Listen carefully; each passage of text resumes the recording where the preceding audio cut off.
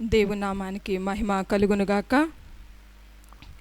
Saint Paul's Lutheran Church Town Parish Mangalagiri YouTube channel వీక్షిస్తున్న ప్రతి ఒక్కరికి ప్రభు అయిన యేసుక్రీస్తు నామంలో శుభాభివందనాలు తెలియజేస్తూ ఉన్నాను. ఈనాటి మన ధ్యాన అంశము విజయ రహస్యము. విజయ రహస్యము. వాక్య భాగము న్యాయాధిపతుల గ్రంథము 6వ అధ్యాయము 12వ వచనము. న్యాయాధిపతుల గ్రంథము 6వ అధ్యాయము 12వ వచనం. యెహోవా దూత అతనికి కనబడి, పరాక్రమము గల బలాఢ్యుడా, యెహోవా నీకు తోడై ఉన్నాడని అతనితో అనగా. చిన్న ప్రార్థన చేసుకొని దేవుని వాక్యాన్ని మనం ధ్యానం చేసుకుందాం. సకల ఆశీర్వాదములకు కారణభూతుడా మా ప్రియ పరలోకపు తండ్రి, నీ పాదాలకు వందనాలు, స్తోత్రాలు చెల్లించుకుంటున్నాను. గడిచిన కాలం అంతా మీ ఉచితమైన కృపలో కాచి కాపాడి మమ్మల్ని సజీవుల లెక్కలో ఉంచిన గొప్ప దేవా నా ప్రభా, ఈ సమయంలోనైనా మీ పాదాల చెంత నిలవబట్టి నా ప్రభా, మీ జీవం కలిగిన మాటలను ప్రకటించడానికి మీరు నన్ను ఏర్పాటు చేసుకున్న విధానాన్ని బట్టి వందనాలు, స్తోత్రాలు చెల్లించుకుంటున్నాను. దేవా, మీ వాక్యాన్ని ప్రకటిస్తూ ఉంటుండగా మా అందరికీ వినగలిగిన చెవిని, గ్రహించగలిగిన మనస్సును దయచేయమని అడుగుచున్నాను. నన్ను కేవలం మీ సిలువ చాటును మాత్రమే మరుగుపరిచినైనా ఈ వాక్యం ద్వారా మా జీవితాలను బలపరచమని దేవా, మేము వాక్యమును వింటున్నప్పుడు అనాలోచితంగా ఉండకుండా తండ్రి ధ్యాస పెట్టడానికి, వాక్యం ఎడల ఆసక్తి కలిగి ఉండటానికి మాకు సహాయం చేయమని, వాక్యాన్ని నూరంతలుగా మా హృదయంలో ఫలింపచేయమని యేసు నామమున అడుగుచున్నాను తండ్రి, ఆమేన్. ప్రియా దేవుని బిడ్డలారా, మనం చదువుకున్నటువంటి వాక్య భాగంలో యెహోవా దూత అతనికి కనబడి అని అన్నారు. అతనికి కనబడి, ఇక్కడ అతను ఎవరు అని మనం చూసినట్లయితే అతను గిద్యోను. ఈ గిద్యోను ఇశ్రాయేలీలకి 5వ న్యాయాధిపతి. ఈ న్యాయాధిపతులను కనుక మనం చూసినట్లయితే న్యాయాధిపతుల యొక్క చరిత్రను ఒకసారి మనం ధ్యానం చేసుకుందాం. దేవుని ప్రజలైనటువంటి ఇశ్రాయేలీలు దేవునికి విరోధంగా దేవుని మాటను వినకపోవటం వలన దేవుడు ఇశ్రాయేలు జనాంగాన్ని అనేక అన్య రాజులకి అప్పచెప్తూ ఉన్నారు. మరి అన్య రాజుల్లో మొట్టమొదటిగా అరామ్నాహరాయిము రాజు కుషన్ రిషాతాకి అప్పచెప్పినప్పుడు మొట్టమొదటి ఆ న్యాయాధిపతిగా ఒత్నీయేలును దేవుడు ఏర్పాటు చేసుకొని ఇశ్రాయేల్ని మళ్ళీ ఆ యొక్క బానిసత్వంలో నుంచి విడిపించాడు. అట్లా దేవుడు ఇశ్రాయేలీల్ని తన బంధకాల్లో నుంచి విడిపిస్తూ వచ్చినప్పటికి కూడా వారు మరలా దేవుణ్ణి విడిచిపెట్టి లోకంలో కలిసిపోయి దేవుని మాటకి అవిధేయత చూపడాన్ని బట్టి దేవుడు పదే పదే అనేక మంది రాజులకు అప్పచెప్పటం, మరలా వాళ్ళు ఆ బాధను తట్టుకోలేక దేవునికి మొరపెట్టినప్పుడు దేవుడు మరలా ఇశ్రాయేలీల నుంచే ఒక్కొక్క న్యాయాధిపతిని లేపటం ద్వారా ఆ యొక్క బంధకాల్లో నుంచి, ఆ యొక్క శ్రమల్లో నుంచి, ఆ అన్య రాజుల చేతుల్లో నుంచి విడిపించినట్లుగా మనం చూస్తూ ఉన్నాం. రెండవది కూడా మోయాబు రాజు అయిన ఎగ్లోని చేతికి అప్పగిస్తాడు. మరలా వారు మొరపెట్టినప్పుడు రెండవగా ఏహూదుని ఇశ్రాయేలీల న్యాయాధిపతిగా లేపుతాడు. అదేవిధంగా మూడవసారి పొరపాటు చేసినప్పుడు ఫిలిస్తీన్ల రాజుకి అప్పగిస్తాడు. ఆ ఫిలిస్తీన్ల రాజు చాలా బాధ పెట్టినప్పుడు మరలా వాళ్ళు దేవునికి మొరపెడతారు. అప్పుడు అనాథ కుమారుడైన షమ్గర్ని ఏర్పాటు చేసుకుంటాడు 3వ న్యాయాధిపతిగా.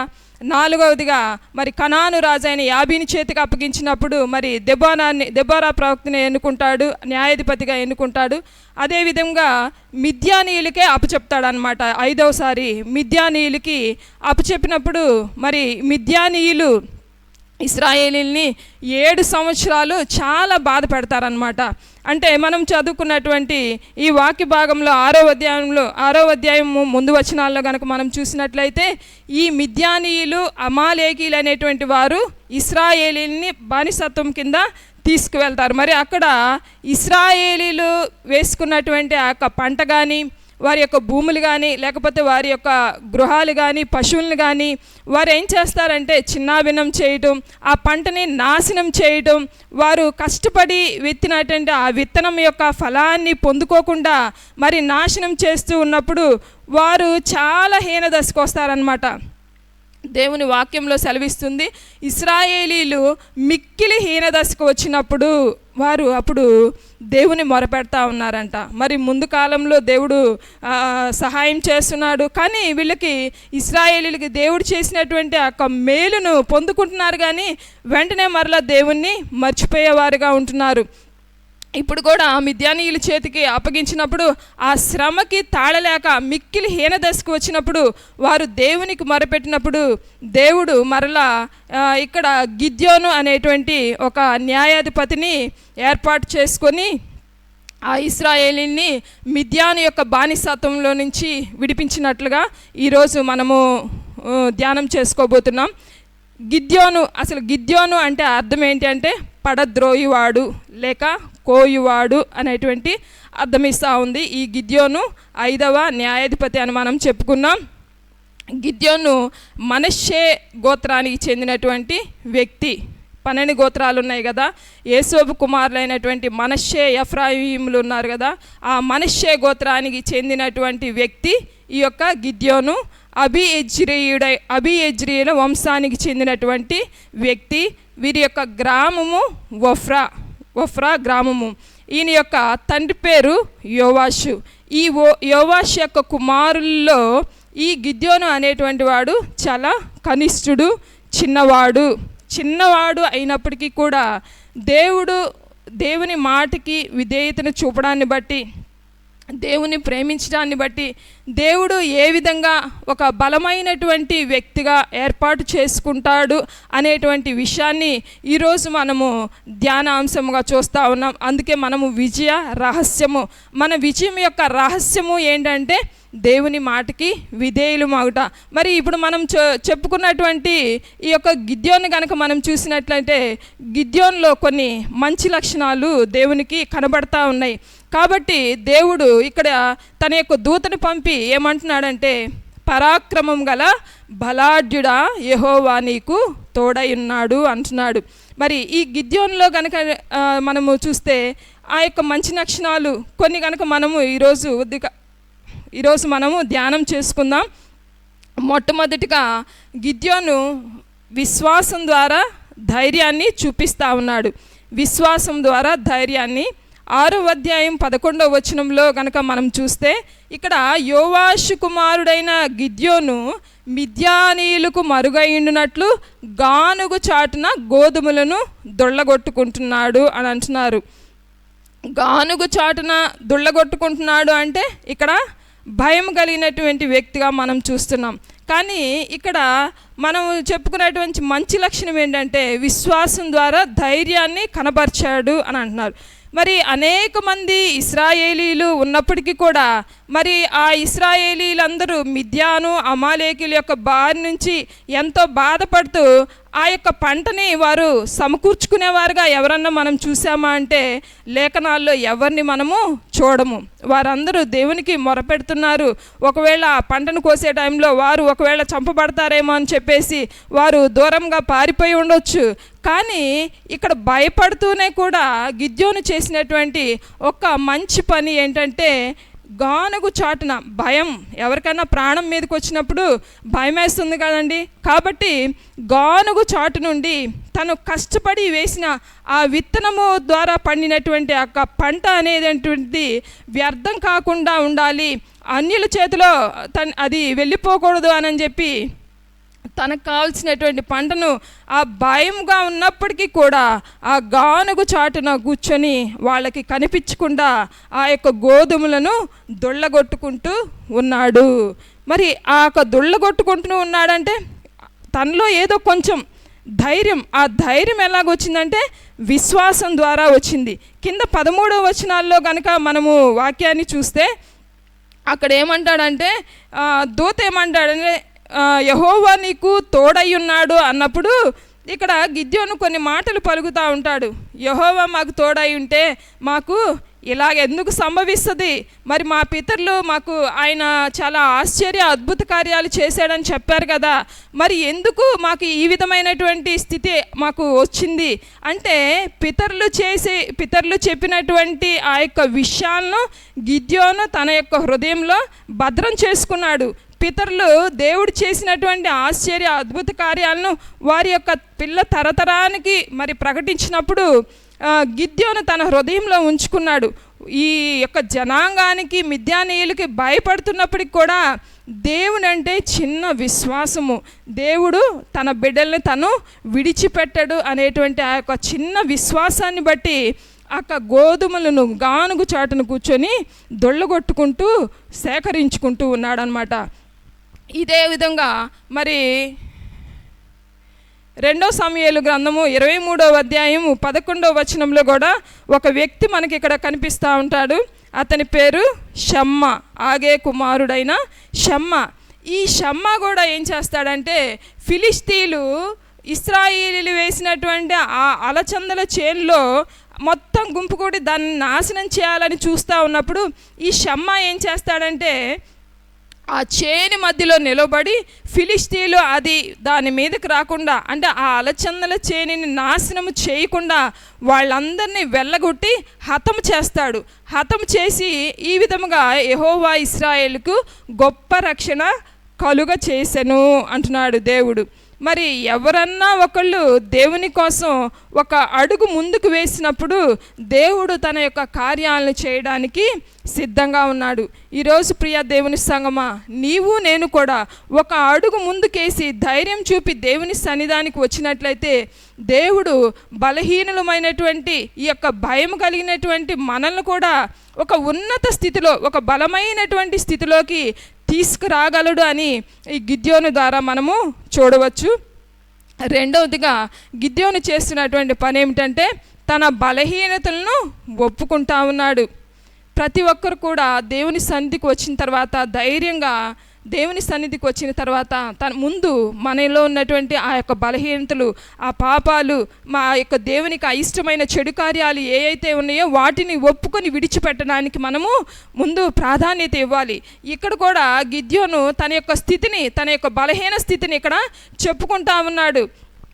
కొన్ని విషయాల్లో కొంతమంది చెప్తారు అవి సాకులు అనొచ్చు, కానీ మరి ఆనాడు మోషే కూడా సాకులు చెప్పాడు, ఇర్మియా కూడా దేవుడు ఏర్పాటు చేసుకొని పిలిచినప్పుడు నేను బాలున్నే అని సాకులు చెప్పాడు అని అంటారు. అది నెగిటివ్ వేలో మనం సాకులు అని చూసినట్లయితే, పాజిటివ్గా చూస్తే ఇర్మియా తన స్థితి అదే కదా.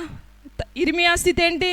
బాలుడుగా ఉన్నాడు. మరి ఇక్కడ కూడా గిద్యోను ఎలా ఉన్నాడు అంటే 15వ వచనంలో అతడు చిత్తము నా ఏలినవాడా, దేని సహాయం చేత నేను ఇశ్రాయేలీయులను రక్షించగలను? నా కుటుంబము మనష్షే గోత్రంలో ఎన్నిక లేనిది.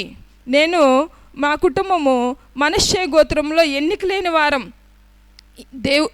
ఎవ్వరు మమ్మల్ని పట్టించుకోరు, మాకు ఇంపార్టెన్స్ ఇవ్వరు, మేము చాలా చిన్నవారము. అది కాక యోవాష్ యొక్క కుమారుల్లో ఇతను కనిష్ఠుడును అని కూడా చెప్తున్నాడు. నా పితరుల కుటుంబంలో నేను కనిష్ఠుడునై ఉన్నానని ఆయనతో చెప్పెను. కనిష్ఠుడు, చిన్నవారు. ఈరోజు ప్రియా దేవుని సంగమా, మన ఇంట్లో, మన కుటుంబంలో చిన్నపిల్లలు కనుక ఒక మాట చెప్పినట్లయితే మనము లక్ష్య పెడతామా? రే నీకేం తెలుసురా, చిన్నపిల్లడివి, నీకేం తెలుసు, పెద్దోళ్ళు చెప్పిందే వినాలి అని అంటారు. కానీ దేవుని మాటకు విధేయుడై విశ్వాసాన్ని చూపించడాన్ని బట్టి అది పెద్దలైనా సరే చిన్నలైనా సరే మనము ఖచ్చితంగా ఒప్పుకోవాల్సిందే. మరి బాలుడు ఆనాడు ఫిలిష్తీయుల జనాంగము ఆ యొక్క గొల్యాతు 6 అడుగుల 3 ఉన్నటువంటి ఆ యొక్క గొల్యాతుని మరి ఎవరు చంపారంటే బాలుడైనటువంటి దావీదు. మరి దావీదు అంత పెద్ద వ్యక్తిని ఎలా చంపగలిగాడు అంటే దేవుడంటే విశ్వాసం ద్వారానే, ఆయన యందు విశ్వాసం ఉంచాడు. మరి ఆ యొక్క దావీదు గొల్యాతుని చంపడానికి వెళ్ళేటప్పుడు ఎలా వెళ్ళాడు అంటే యెహోవా నామమున వెళ్ళడాన్ని బట్టి గొల్యాతు అక్కడ చంపబడ్డాడు. మరి నీకు నాకు మనకి బలం లేకపోవచ్చు. ఇక్కడ గిద్యోను కూడా బలహీనుడే ఒప్పుకుంటున్నాడు. ఆ ఒప్పుకున్నప్పటికీ ఆయన చాలా కనిష్ఠుడైనప్పటికీ, చాలా చిన్నవాడైనప్పటికీ కూడా ఆయనకున్న ఆ చిన్న విశ్వాసం ద్వారా, ఆ ఆవగింజంత విశ్వాసం ద్వారా దేవుడు ఒక బలం గల, ఒక పరాక్రమం గల బలాఢ్యుడిగా దేవుడు గిద్యోన్ని ఏర్పాటు చేసుకుంటున్నాడు. కాబట్టి ఈరోజు నీవు నేను కూడా మన యొక్క బలహీనతలను దేవుని సన్నిధిలో ఒప్పుకునేటువంటి వారముగా ఉండాలి. మూడవదిగా చూసినట్లయితే దేవుణ్ణి ఒక సూచన అడగాలి. మరి ఈ సూచన అంటే ఈ యొక్క గిద్యోను ఏం చేస్తున్నాడంటే, యెహోవా దూత వచ్చి నువ్వు ఇశ్రాయేల్ జనాంగాల్ని రక్షించాలి, నీవు ఆ యొక్క మిద్యానీలందరినీ, అంతమంది లక్షల కాల్బలాన్ని ఒక్క మనిషిని హతం చేసినట్లు నువ్వు హతం చేస్తావు అని చెప్పినప్పుడు, ఇంతమందిని నేను ఒక్కసారి ఎలా చేస్తాను, అసలు చెప్పేది దేవుని దూత లేకపోతే ఒకవేళ ఇంకా వేరేదా అనేటువంటి దాన్ని సూచనగా ఒక సూచన అడుగుతాడనమాట. యెహోవా దూతని ఏమడుగుతాడంటే 18వ వచనంలో, నేను నీ యొద్దకు వచ్చి నా అర్పణమును బయటికి తెచ్చి నీ సన్నిధాన్ని పెట్టు వరకు ఇక్కడి నుంచి వెళ్ళొద్దు అంటాడు. నేను ఒక అర్పణాన్ని తీసుకొస్తాను, నేను తీసుకొచ్చే వరకు నువ్వు ఎక్కడికి వెళ్ళవద్దు అన్నప్పుడు గిద్యోను సెలవిచ్చిన ప్రకారము యెహోవా దూత మరి గిద్యోను యొక్క మాటను అంగీకరించి మరి గబగబా గిద్యోను వెళ్ళి ఆ మేకపిల్లని వండుకొని ఆ యొక్క మాంసమును ఆ యొక్క పిండిని పిసికి భక్ష్యములను చేసి వాటన్నిటిని ఒక గంపలో ఉంచి తీసుకువచ్చి యెహోవా దూత ముందు ఉంచినప్పుడు ఆ దూత అంటాడు ఆ రాతి మీద పెట్టమన్నప్పుడు, ఆ రాతి మీద పెట్టినప్పుడు ఆ యొక్క మాంసము వండిన భక్ష్యములను తడపమంటాడు. ఆ నీటితో తడిపినప్పుడు ఆ దూత తన యొక్క చేతిలో ఉన్నటువంటి కొనను తీసుకొని ఆ రాతికి తగిలించినప్పుడు ఆ రాతిలో నుంచి అగ్ని పుట్టి ఆ యొక్క మాంసము ఆ యొక్క భక్ష్యాలు ఏవైతే ఉన్నాయో అవన్నీ దహించి వేయబడ్డాయి. దేవునికి అది అర్పణముగా ధూపముగా వెళ్ళిపోయింది. ఇక్కడ మనము చేయాల్సినటువంటి పని ఏంటంటే, దేవుని యొక్క మాట లేక దైవస్వరమా లేకపోతే దెయ్యము స్వరమా, అసలు ఎవరు చెప్తున్నారు అనేటువంటిది మనము కన్ఫర్మ్ చేసుకోవాలి. అంటే దేవుణ్ణి ఒక సూచనను మనం అడగొచ్చు. దేవుడే అంటున్నాడు, నన్ను అడగమంటున్నాడు, సూచనను అడగమంటున్నాడు. కాబట్టి ఇక్కడ గిద్యోను కూడా ఒక సూచనను అడిగినటువంటి వ్యక్తిగా మనము చూస్తూ ఉన్నాం. ఆ భక్ష్యాలను తీసుకొచ్చి ఆ కాల్చివేసి అయిపోయిన తర్వాత మరి అక్కడ గిద్యోను ఒక మాట అంటాడు, నేను దేవుని యెహోవా దూత అదృశ్యం అయిపోతాడు. ఆ కాల్చివేసిబడిన తర్వాత నేను దేవుణ్ణి ముఖాముఖిగా చూశాను అంటాడు. యెహోవా దూతను చూచిచిన నేను అని అంటున్నాడు. సూచనను బట్టి ఇది దేవుడా లేకపోతే అపవాద అనేటువంటిది కన్ఫర్మ్ చేసుకున్నాడు అనమాట మూడవ సూచన ద్వారా. మరి నాలుగవది కనుక మనం చూసినట్లయితే, దేవుని యొక్క మాట చెప్పింది చెప్పినట్లు ఇక్కడ చేస్తూ ఉన్నాడు. ఆ యొక్క అర్పణము అర్పించి అయిపోయిన తర్వాత మరి ఈ గిద్యోను అక్కడ ఏం చేస్తాడంటే, ఆ సమాధానకర్త అనేటువంటి అక్కడ అర్పించిన రాయి దగ్గర ఒక బలిపీఠం కట్టి ఒక సమాధానకర్త, యెహోవా సమాధానకర్త అని అక్కడ ఒక పేరు పెడతాడనమాట. ఆ పెట్టిన తర్వాత అయిపోయిన తర్వాత మరి గిద్యోనుకి దేవుడు ఆ రాత్రికాల సమయంలో ప్రత్యక్షమై ఏం చెప్తాడంటే, నువ్వు నీ తండ్రి కట్టినటువంటి ఆ యొక్క బలిపీఠాలు, బయలు కట్టినటువంటి బలిపీఠాలు కానీ దేవతా స్తంభాలు ఏవైతే ఉన్నాయో వాటన్నిటిని నువ్వు చిన్నాభిన్నం చేయాలి, ఆ దేవతా స్తంభాలని నువ్వు నరికివేయాలి అని దేవుని దూత అక్కడ ప్రత్యక్షమయ్యి చెప్తా ఉంటాడు. ఆ రాత్రి అందే 25వ వచనంలో ఉంటుంది, మరియు ఆ రాత్రి అందే యెహోవా నీ తండ్రి కోడెను అనగా 7 ఏండ్ల 2వ వద్దును తీసుకొచ్చి నీ తండ్రి కట్టిన బయలు యొక్క బలిపీఠాన్ని పడగొట్టి దానికి పైగానున్న దేవతా స్తంభాన్ని నరికివేయి అంటున్నాడు. నీ తండ్రి ఎవరని చెప్పుకున్నామమ్మా? యోవాషు. మరి ఆ తండ్రి కట్టినటువంటి ఆ యొక్క బలిపీఠాలు, బయలు కట్టినటువంటి ఆ బలిపీఠాలని నువ్వు పడద్రోయాలి. అదే విధముగా దేవతా స్తంభాలు ఏవైతే మరి కట్టి ఉన్నాడో నీ తండ్రి వాటిని నీవు నరికేసేయాలి అని చెప్తాడు. మరి ఇక్కడ గిద్యోను తన కన్న తండ్రి, ఈ లోకపు తండ్రి, మరి దేవుడు తండ్రి మాట, తల్లిదండ్రుల మాట వినమంటున్నాడు. మరి తండ్రి మాటకు విధేయులై ఉండాలి. కానీ ఇక్కడ దేవుడు ఏం చెప్తున్నాడంటే, తండ్రి చేసిన పనికి విరోధంగా చేయమని చెప్తున్నాడు. తండ్రి కట్టిన వాటిని పడద్రోయమంటున్నాడు. ఇక్కడ దేవుడు ఏది చెప్తే అది గిద్యోను చేసినటువంటి వ్యక్తిగా మనం ఇక్కడ చూస్తూ ఉన్నాం. ప్రియ దేవుని బిడ్డలారా, ఈ లోకపు తండ్రి కంటే కూడా దేవుడు పరలోకపు తండ్రి అయినటువంటి వ్యక్తికి గిద్యోను విధేయుడై ఉన్నట్టు మనం ఇక్కడ చూస్తూ ఉన్నాం. దేవుడు చెప్పింది చెప్పినట్లు చేస్తూ ఉన్నాడు. మరి గిద్యోనుకైతే భయం వేస్తూ ఉంది. ఆ యొక్క మిద్యానీయులు, అమాలేకీలు వారు వచ్చి ఒకవేళ డే టైం అయితే ఆ యొక్క బలిపీఠాలను పడగొడతా ఉంటే చూస్తా వాళ్ళందరూ ఊరుకుంటారా? ఊరుకోరు కదా.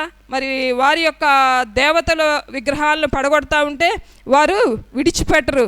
అందుకని గిద్యోను ఆ భయం కొద్దీ మరి ఈ రాత్రికాల సమయంలో అందరూ నిద్రపోతున్న సమయంలో మరి తనతో పాటు ఒక 10 మంది వ్యక్తుల్ని పిలిపించుకొని గిద్యోను వెళ్ళి ఆ యొక్క దేవతా స్తంభాలని పడగొట్టాడు. అదేవిధంగా ఆ యొక్క బలిపీఠాలని చిన్నాభిన్నం చేశాడు. ఇంకా దేవుడు ఏం చెప్తా ఉన్నాడంటే, ఏదైతే బయలు కట్టినటువంటి ఆ బలిపీఠం ఉంటుందో వాటిని పడగొట్టిన తర్వాత అక్కడ దేవునికి బలిపీఠం కట్టి అక్కడ 7 ఏండ్లు కలిగినటువంటి 2వ ఎద్దును తీసుకొచ్చి అక్కడ దహన బలిగా అర్పించమని చెప్తా ఉన్నాడు. దేవుడి యొక్క చెప్పిన మాటకు తూచా తప్పకుండా ఇక్కడ గిద్యోను పాటించినటువంటి వ్యక్తిగా మనము చూస్తూ ఉన్నాం.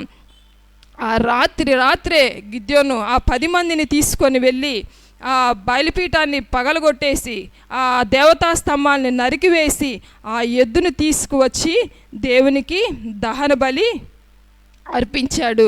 అర్పించిన తర్వాత ఉదయాన్నే లేచి ఆ ఊరి వారందరూ చూస్తున్నారన్నమాట. ఏంటి మన యొక్క దేవత ఏది, మన యొక్క బలిపీఠం ఏది, మన దేవత కట్టినటువంటి బలిపీఠం ఏది, ఈ యొక్క దేవతా స్తంభాలు ఏవి అని వాళ్ళందరూ ఒకరినొకరు చెప్పుకుంటూ మరి ఒకరి గురించి ఒకరు మాట్లాడుతూ ఉన్నారు. అసలు ఎవరు వీటిని చేసింది, దేవుని యొక్క విగ్రహాన్ని పడగొట్టారు, మరి అన్నీ ఒకరి గురించి ఒకరు మాట్లాడుకున్నప్పుడు ఒకవేళ ఎలా తెలిసి ఉంటుంది? రాత్రికాల సమయంలో కదా అది జరిగింది. కానీ గిద్యోనుతో పాటు అందరిని అడిగి ఉండొచ్చు. గిద్యోనుతో పాటు 10 మంది వ్యక్తులు కనుక వెళ్ళినట్టుగా మనం చూస్తూ ఉన్నాం కదా. ఆ 10 మంది వ్యక్తులను కనుక పిలిచి లేకపోతే అసలు ఎవరు చేశారు అన్నప్పుడు ఈ 10 మంది వ్యక్తులు ఆ మిద్యానీయులకు భయపడి కానీ అమాలేకీలకు భయపడి కానీ ఒకవేళ చెప్పి ఉండవచ్చు, ఫలానా యోవాషు కుమారుడైన గిద్యోనే ఈ పని చేశాడని చెప్పి ఉండొచ్చు.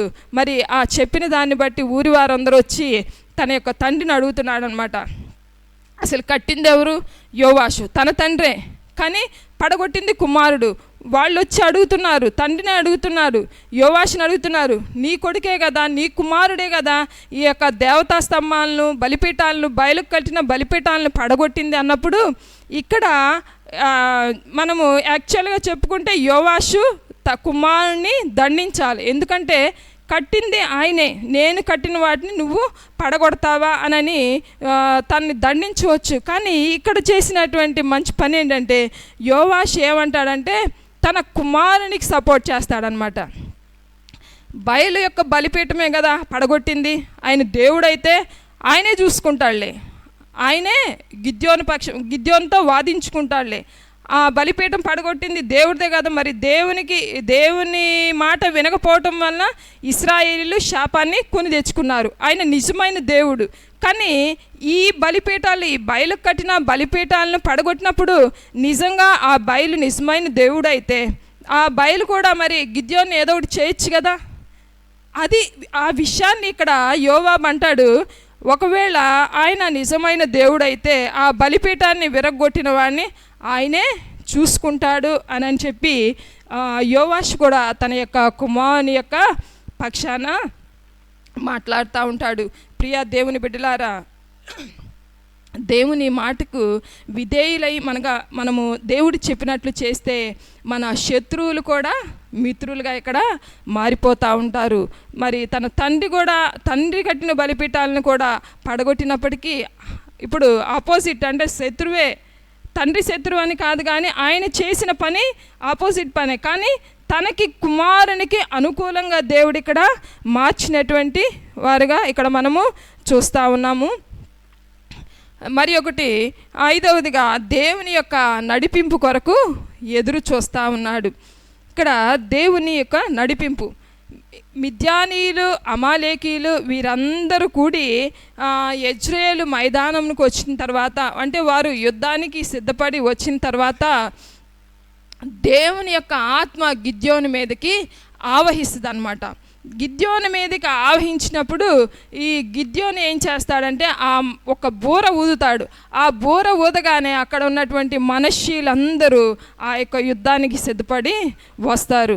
ఆ మనష్షీలతో పాటు కూడా మరికొంతమంది ఇశ్రాయేలు, జబూలూను వారు కానీ, నఫ్తాలీయులు కానీ, లేక ఆషేరు గోత్రానికి చెందినటువంటి వ్యక్తులు కానీ, ఇలాగా 4 రకాలైనటువంటి గోత్రాలకు చెందినటువంటి వ్యక్తులు ఆ యుద్ధానికి సిద్ధపడి వచ్చినప్పుడు వీరందరి ముందు దేవుని యొక్క నడిపింపు కోసము, అంటే ఇశ్రాయేలీని నీవు నా చేత రక్షిస్తావా దేవా, నాకు నడిపింపు కోసం, అంటే నన్ను కన్ఫర్మ్ చేయడం కోసం కొన్ని నేను సూచనలు అడుగుతాను అని దేవుని దగ్గర మొరపెట్టుకొని దేవుని అడుగుతూ ఉంటాడనమాట.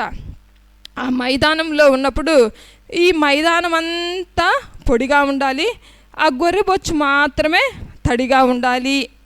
నువ్వు ఏమనుకోవద్దు ప్రభా, నాకు కన్ఫామ్ అవ్వాలి, నేను ముందుకు సాగిపోవాలి, ముందుకు నడిచిపోవాలి, ఈ మిద్యానీయుల మీద నేను యుద్ధాన్ని ప్రకటించి వారిని జయించాలి అంటే నువ్వు నాకు తోడుగా ఉన్నావని కొన్ని సూచనలు అడిగినప్పుడు మరి అక్కడ దేవుడు ఆ గిద్యోను అడిగిన విధంగానే ఆ రాత్రికాల సమయంలో మైదానం అంతా పొడిగా ఉంటుంది, గొర్రెబొచ్చు మాత్రమే తడిగా ఉంటుంది. తెల్లవారి లేచి ఆ గిద్యోను ఆ గొర్రెబొచ్చును తీసి పిండినప్పుడు చాలా వాటర్ వచ్చిందనమాట. నీళ్లతో పాత్ర నిండు వరకు ఆ బొచ్చు నుండి నీరును మంచును పిండెను. బొచ్చు నుండి మంచు పిండాడంట. అదొక సూచనగా మరలా అడుగుతున్నాడు గిద్యోను, మరలా కన్ఫర్మ్ చేస్తున్నాడు. దేవుడు అడగమన్నాడు, సూచనలు అడగమన్నాడు. మరి గిద్యోను అడుగుతా ఉన్నాడు, అయ్యా ఇంకొక్కసారి అడుగుతాను, నువ్వు కోపగించుకోవద్దు ప్రభువా, ఒక్కసారి అడుగుతాను. ఈ రాత్రి అయితే గొర్రెబొచ్చు తడిగా ఉంది కదా, మరి ఈరోజు మైదానం అంతా తడిగా ఉండాలి, గొర్రెబొచ్చు మాత్రమే పొడిగా ఉండాలి. దేవా నేను ముందుకు నడిచిపోవాలంటే నువ్వు నాకు ఈ సూచనలు ఇవ్వు ప్రభువా అని దేవుణ్ణి బ్రతిమాలుకొని ఉండవచ్చు. మరి అడిగినప్పుడు మరి దేవుడు మరి ఆ రాత్రికాల సమయంలో మైదానం అంతా తడిగా ఉంది, గొర్రెబొచ్చు మాత్రమే పొడిగా ఉంది. ఆ రీతిగా దేవుడు గిద్యోన్ని నడిపిస్తూ ఉన్నాడు. మరి ప్రియ దేవుని సంగమా, ఈరోజు నీవు నేను కూడా దేవుణ్ణి అడిగి కొన్ని విషయాలను ముందుకు సాగిపోవచ్చు. అదేవిధముగా చివరిగా మనము దేవునికి మాదిరిగా ఉండటము, దేవునికి మాదిరిగా గిద్యోను ఇతరులకు మాదిరిగా ఉండాలన్నమాట. మాదిరిగా ఉండటం అంటే మనము ఏదైతే చెప్పామో అది చేయమని చెప్పడం కాదు, కానీ మనం చేసి వారికి చూపించాలన్నమాట. ఆ యొక్క సైన్యంలోకి వెళ్ళేటప్పుడు వీరు బోరలు, కుండ, తర్వాత దివిటీలు, ఈ 3 వాక్యము, ప్రార్థన, స్తుతికి ప్రాధాన్యత ఇస్తూ ఉన్నాయన్నమాట. వెళ్తూ అన్నాడు ఈ 300 మంది జనాంగాన్ని పిలుచుకొని మరి ఈ యొక్క అమాలేకీయులు, మిద్యానీయుల యొక్క ఆ యొక్క జనాంగాలన్నిట్లో దేవుడు చెప్పినట్టు దేవుడు కొన్ని విడిచిపెట్టమన్నప్పుడు విడిచిపెట్టాడు. 32,000 మంది జనాంగాల్లో 10 మందిని విడిచిపెట్టి 22,000 మందిలో ఆ వారిలో కూడా కుక్క ఎట్లయితే బ్రతికిద్దో నాలుగుతో అలాగ ఉన్నటువంటి వ్యక్తులను మాత్రమే నువ్వు తీసుకువెళ్ళాలి అని చెప్పినప్పుడు అటువంటి వ్యక్తులను 300 మందిని మాత్రమే తీసుకొని మరి ఆ యుద్ధానికి వెళ్ళి ప్రకటించినప్పుడు 3 భాగాలుగా చేసి ఆ 3 భాగాల్లో ఒక భాగంగా గిద్యోను వెళ్తూ నేను ఎప్పుడైతే ఈ యొక్క కుండను పగలగొట్టి బోరను ఊదుతానో నేను ఎప్పుడు చేస్తానో అప్పుడు మీరు కూడా చేయండి అని ఆ రాత్రికాల సమయంలో నాయన మొదటి జామున నడిజాము మొదటి కావలి వారు ఉంచబడగానే నడిజామున మరి ఆ యొక్క బోరను ఊదుతూ కొండను పగలగొట్టగానే ఆ దండుపాలెం చుట్టూ చేరి వాటిని పగలగొట్టినప్పుడు వారు 3 భాగాలు వారు కూడా ఒక్కసారి పగలగొట్టగానే ఈ యొక్క మిద్యానీయులు, అమాలేకీయులు అనేటువంటి వారు భయపడిపోయి అందరూ చల్లా చెదరైపోయినట్లుగా చూస్తూ ఉన్నాం. ఈ మిద్యానీయుల అధిపతులైనటువంటి ఓరేబు, జేబును ఈ విధంగా వారు పట్టుకొని ఓరేబునేమో ఓరేబు బండ మీద చంపేస్తారు, జేబు ద్రాక్షల తోటి దగ్గర చంపేటువంటి వ్యక్తిగా మనం ఇక్కడ చూస్తూ ఉన్నాం. కాబట్టి ప్రియ దేవుని బిడ్డలారా, మనము దేవునికి విధేయులవటం ద్వారా ఈ యొక్క గిద్యోనులో ఉన్నటువంటి మంచి లక్షణాలు మనం కూడా అలవర్చుకున్నట్లయితే మనలో ఉన్నటువంటి బలహీనత నుంచి విడిపించబడి మన విజయానికి కారకులుగా ఉంటాము. కాబట్టి అట్టి కృప దేవుడు మనందరికీ దయచేయునుగాక. ఆమేన్. ప్రార్థన. పరిశుద్ధుడా, ప్రేమ స్వరూపి, మీకే వందనాలు స్తోత్రాలు చెల్లించుకుంటున్నాను నాయన. గిద్యోను వలె మరి మేము కూడా నాయన మీకు విధేయులమైన ప్రభా, మీ చిత్తానుసారంగా నడుచుకుంటూ నా ప్రభా మా విజయ తీరాలకు మేము చేరినట్లు మా అందరికీ సహాయం చేయమని యేసు నామమున అడుగుచున్నాను తండ్రి. ఆమేన్.